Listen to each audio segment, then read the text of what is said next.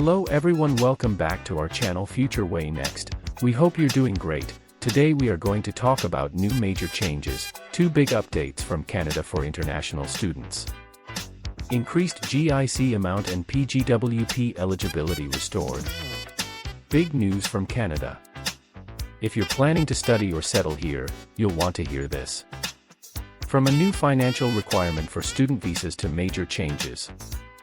In postgraduate work permit eligibility, Canada just dropped two major updates that could affect your entire journey.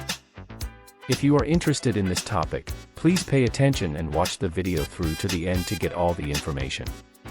Please hit like and subscribe, and don't forget to push the notification bell for an upcoming video.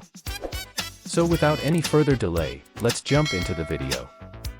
Canada has just announced two crucial updates that will significantly impact international students planning to study in the country. This video related to the Guaranteed Investment Certificate requirement and post-graduation work permit eligibility, both of which play a vital role in a student study and post-study work journey in Canada. Let's break down each update in detail. 1. Increase in GIC amount from September 2025. The first major announcement is the increase in the minimum GIC amount that international students must show when applying for a study permit under the Student Direct Stream. Until now, the GIC amount stood at $20,635 Canadian. But starting September 1, 2025, students will be required to show $22,895 Canadian, an increase of $2,260 Canadian. This GIC amount reflects the minimum cost of living in Canada for 1 year and is based on the low-income cutoff published annually by the Government of Canada.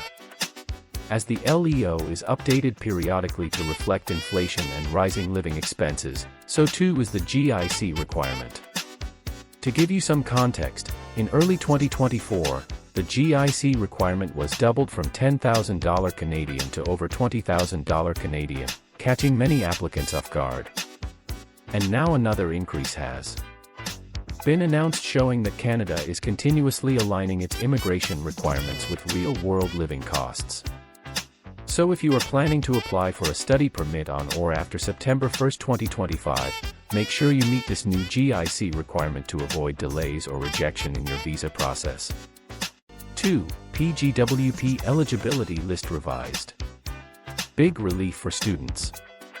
The second update comes as a major relief for international students affected by the earlier revision of PGWP eligible programs. Here's what happened.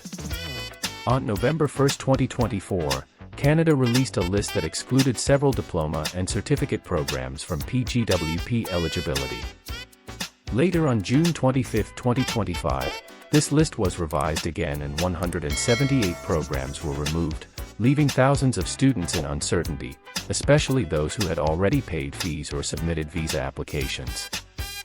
However, on July 4, 2025, Canada revised the list once again and reinstated the 178 removed programs, including popular streams such as supply chain management, transportation, and others. What does this mean? If you were affected by the June 25 revision, whether you paid fees, submitted your application, or were awaiting a decision, you no longer need to panic. As long as your classification of instructional LMIA stream shifts, some positions may move from low-wage to high-wage streams, requiring compliance with additional requirements like Canadian worker training plans. Industry challenges. Sectors reliant on TFWs, such as construction and food services, may face higher operational costs, prompting strategic hiring adjustments. Benefits for temporary foreign workers. For TFWs, the wage hike brings clear advantages. Higher earnings. Increased wages improve financial stability in Canada's high-cost economy. Immigration opportunities. Higher pay may boost eligibility for economic immigration programs. Better quality of life. Competitive wages support integration and long-term success in Canada. Programs code falls under the revised eligible list from November 1st. You are now eligible to apply for a PGWP upon graduation. This is great news for thousands of students who were caught in the confusion. You do not need to change your program, withdraw your application, or reapply. Just ensure your CIP code is part of the updated list and you can confidently move ahead. Canada to rollout increased. The WFCs will incorporate 24 Francophone and Acadian communities across Canada, aiming to facilitate the settlement and successful integration of Francophone immigrants into the country.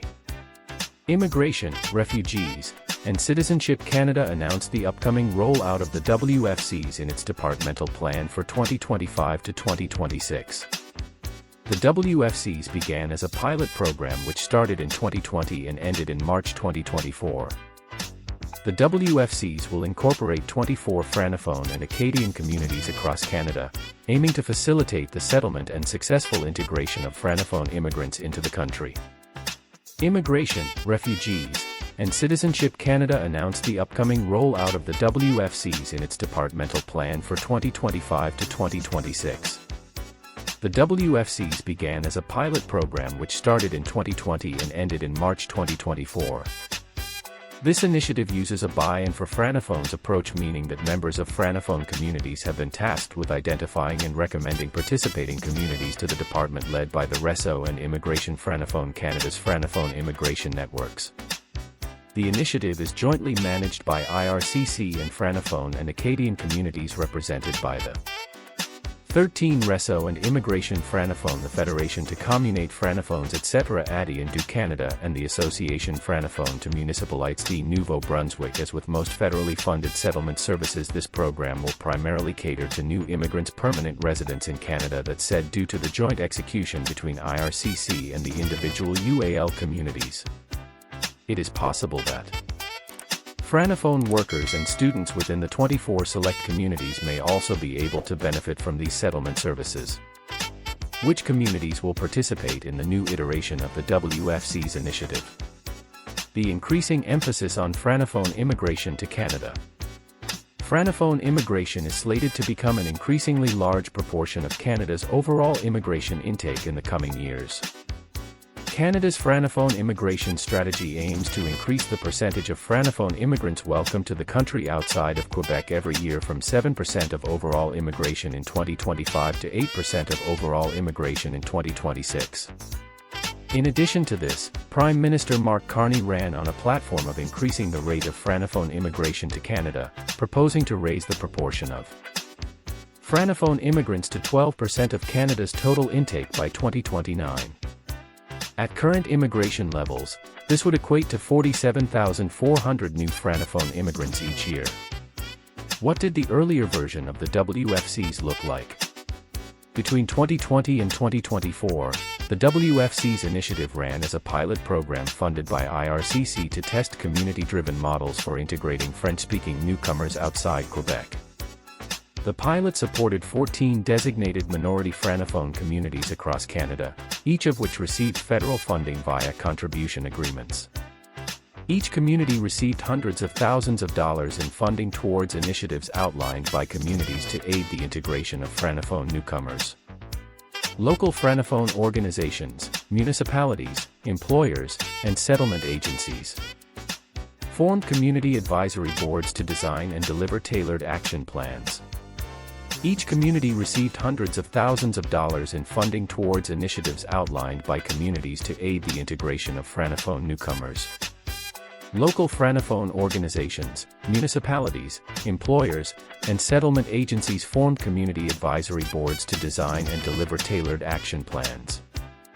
Ensure that immigration spaces were allocated more strategically, focusing on applicants who align with the province's labor market needs and economic priorities. In January 2025, the NPMP also announced a pause on processing of job vacancy assessments and AIP designations for employers. This pause remains in effect, with further updates expected in the coming weeks as the province continues to.